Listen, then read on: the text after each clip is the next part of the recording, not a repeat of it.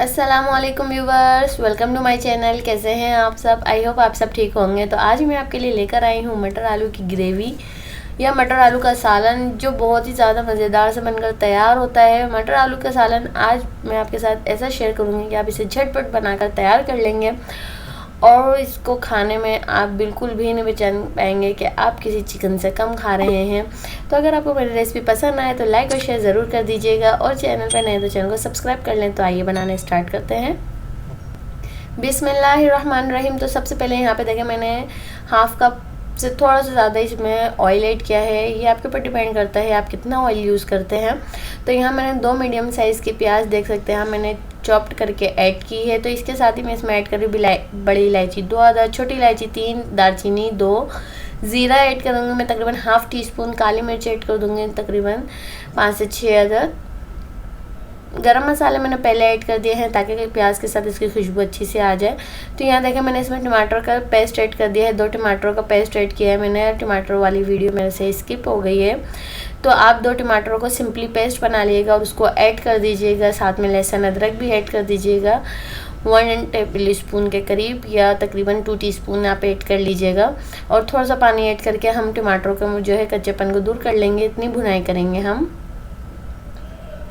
तो साथ ही साथ इसमें ऐड कर देंगे 1 टीस्पून लाल मिर्चों का पाउडर, 1.5 टीस्पून धनिया पाउडर, हल्दी पाउडर ऐड करेंगे 1 टीस्पून, या हस्ब ज़रूरत आप अपनी मिर्चों को कम ज़्यादा कर सकते हैं।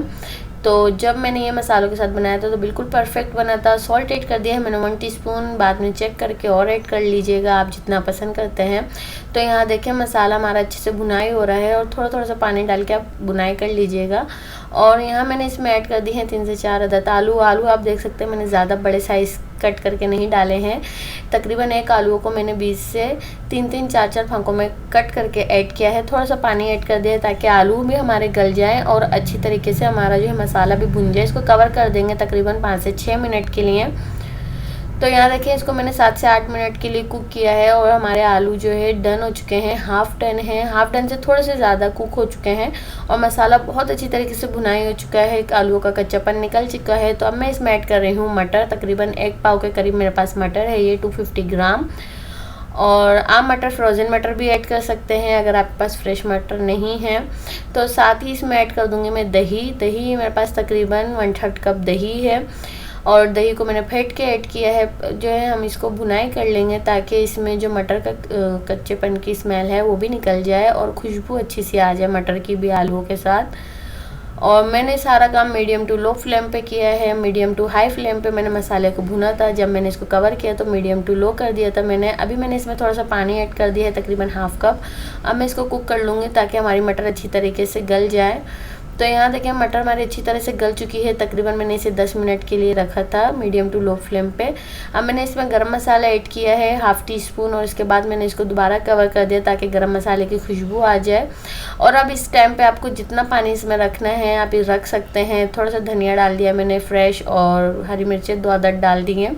आप चाहें तो इसका शोरबा पतला भी कर सकते हैं। और मैंने इसको जो है थिक सा थोड़ा सा ग्रेवी टाइप का रखा है, ज़्यादा मैंने इसको पतला नहीं किया है। और बहुत ही मज़ेदार से ये सालन बनकर तैयार हुआ है। और आप देख सकते हैं मटर बिल्कुल गल चुकी है, आलू भी हमारे अच्छे तरीके से गल चुके हैं, बिल्कुल मैश नहीं हुए हैं। अगर आप इसका सालन गाढ़ा रखना चाहते हैं तो 2-3 आलू को मैश कर दीजिएगा इसी में, उससे भी बहुत अच्छा जायका आ जाता है सालन का। तो यहाँ देखिए हमारे मटर आलू की ग्रेवी, मटर आलू का सालन बहुत ही मज़ेदार सा बनकर तैयार है। आप इसको चावलों के साथ, पराठे के साथ, नान के साथ, तंदूरी के साथ खाएँ, बहुत ही ज़्यादा लाजवाब खुशबू के साथ बनकर तैयार है।